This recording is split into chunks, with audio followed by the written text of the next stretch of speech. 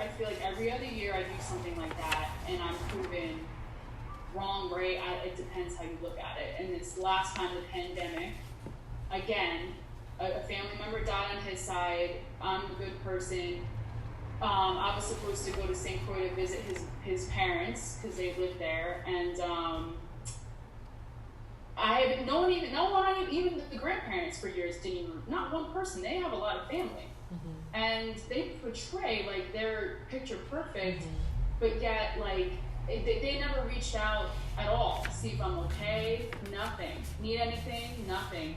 And anyway, the grandma had reached out to me because someone died, and I'm like, okay, and I'm not going to be rude, like I'm just not that person, and I told her I would come to them in April when the pandemic happened, and then all of a sudden it became that I was going to go, and then he joined the trip, and I was like, all right, if I can force you to be with him I was there for 5 weeks with my son and him, and it was like, it actually messed my son up more, to be honest with you, because even him being with him every day, he really wasn't with him, he wasn't present.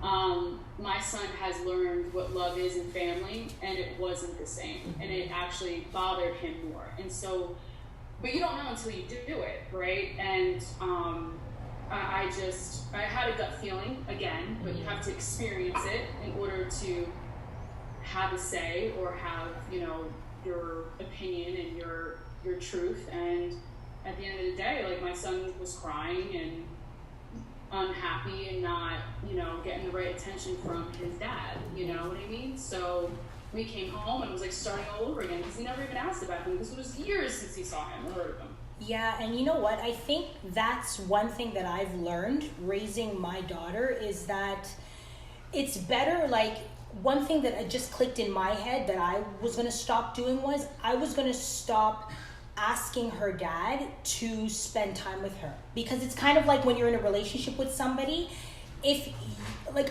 I know who I am and I know I'm valuable. I shouldn't have to beg you to spend time with me. If you don't want to spend time with me, that's your problem.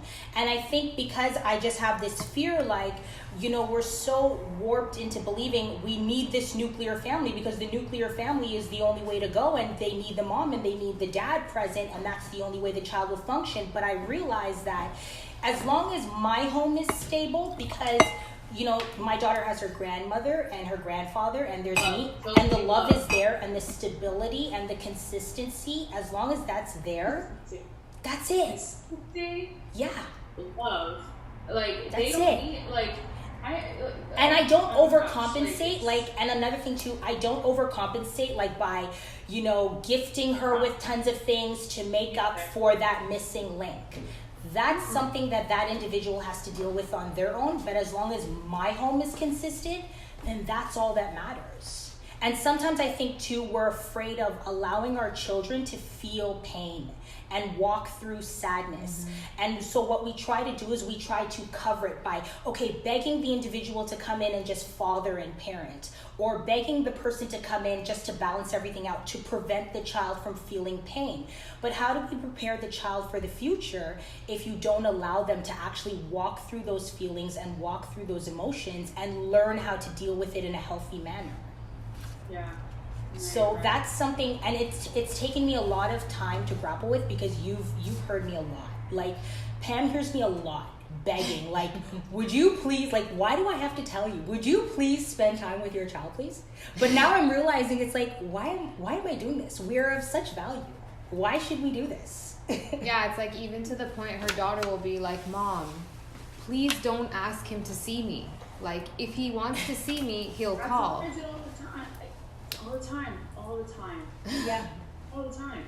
Yeah. It's like, no. And then it's like, what he would do too is, he would only reach out on his birthday, not my son's birthday, on his birthday. He would want his son to call him on his birthday. So he would text me and be like, hey, can you have Makai call me? And I'm like, what? Like, no. Like, you don't even call him for holidays. Like, you don't call him to see how he's doing. Why do you want your son to call you because you think you deserve it? Or Father's Day.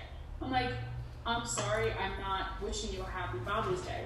You're what is that? There's a saying, like, you're not a dad, but you're not, I don't know, but I'm like, I can't do that. That's not what a father is. Like, you are by blood, and now my son's getting older, and I have to, you know, he realizes that your father will always be your father, but like by blood, but he doesn't do the things that a father like is put on earth to do. It's just, he's understanding it a little bit more, but it was a lot anyway.